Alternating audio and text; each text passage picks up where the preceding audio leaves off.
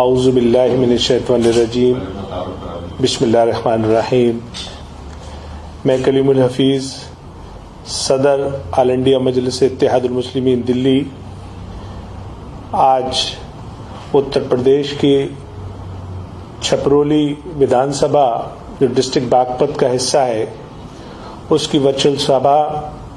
جو Covid protocol کے چلتے الیکشن کمیشن کے دشا نردیش کے مطابق ہم بھاگیداری پرورتن مورچہ کی طرف سے آج چھپرولی کی غیر عوام کے لیے مخاطب ہیں۔ جیسا کہ آپ لوگ جانتے ہیں کہ اتر پردیش کے چناؤ خاص طور سے موجودہ حکومت کی ظالمانہ پالیسی، جس طرح سے بے روزگاری اپنی چرم سیما پر ہے، کسان پریشان ہے، اور کسان پہ تو ایک الگ طرح کا ظلم ڈھایا گیا جو 1 سال تک وہ تینوں قوانین، ان کالے قوانین کو واپس کرانے کے لیے وہ دن رات سڑکوں پر بیٹھے رہے۔ ظاہر ہے کہ اس میں چھپرولی کی عوام کا بڑا شیئر تھا، بڑا حصہ تھا۔ وہاں کے نوجوانوں نے، کسانوں نے رات دن ایک کر کے اس ظالم حکومت کو ہلانے کا کام کیا، اور ان بہادر جوانوں نے آخر ان تینوں قانونوں کو واپس کرا کر اپنے علاقے کی عزت اور اپنے مسائل کو منوا کر اس علاقے کی برتری کو حاصل کیا۔ تو اسی حوالے سے اب چونکہ اتر پردیش کا چناؤ ہے اور چھپرولی کے بہت سارے مسائل ہیں، جس طرح سے کووڈ میں اتر پردیش سرکار فیل ہوئی، لوگ آکسیجن کے لیے پریشان تھے، دوائیاں نہیں مل رہی تھیں، ریمڈیسویر انجیکشن اویلیبل نہیں تھا، یہاں تک کہ لوگ جب اپنی جانوں سے ہاتھ دھو رہے تھے تو ان کے لیے جلانے کے لیے لکڑیاں نہیں تھیں، بہانے کے لیے ان کے پاس سادھن نہیں تھے، اس لیے بعض جگہ گنگا کے کنارے لاشوں کو دفنایا گیا، اور وہ منظر بھی ہم سب نے دیکھا کہ کس طرح سے یہ حکومت فیل ہوئی۔ اسی کے ساتھ ساتھ ہمارے اوپر تو ڈبل ستم ہوا۔ آپ کے نزدیکی مظفر نگر وہ دنگے نے بھی اس علاقے کو جو زخم دیا، اور وہ جو ظالم جنہوں نے یہ ظلم کیا ان کو اس حکومت نے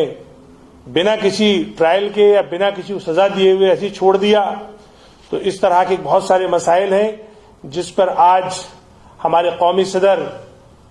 الحاج نقیب ملت بیرسٹر اسدالدین اویسی صاحب اپنی گفتگو فرمائیں گے۔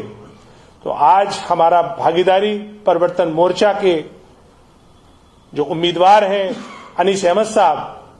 میری آپ چھپرولی کی تمام غیر عوام سے درخواست ہے کہ انہیں آپ 10 تاریخ کو پتنگ کے نشان پر بٹن دبا کر اپنی محبت، اپنی سپورٹ اور اپنے ووٹ سے نوازیں،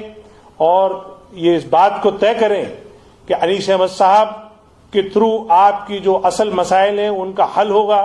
انشاءاللہ۔ جس طریقے سے مجلس پورے اتر پردیش میں اور پورے ہندوستان میں اس بات کا پیغام دے رہی ہے کہ دبے کچلے ورگوں، خاص طور سے اقلیتوں میں مسلمان، آپ اپنے حق کے لیے اٹھ کھڑے ہو جاؤ، اور یہی بہترین وقت ہے۔ کسی بھی جمہوریت میں الیکشن کے تھرو ہی آپ اپنے مسائل کو اٹھا سکتے ہو اور اپنے مسائل کا حل پا سکتے ہو۔ تو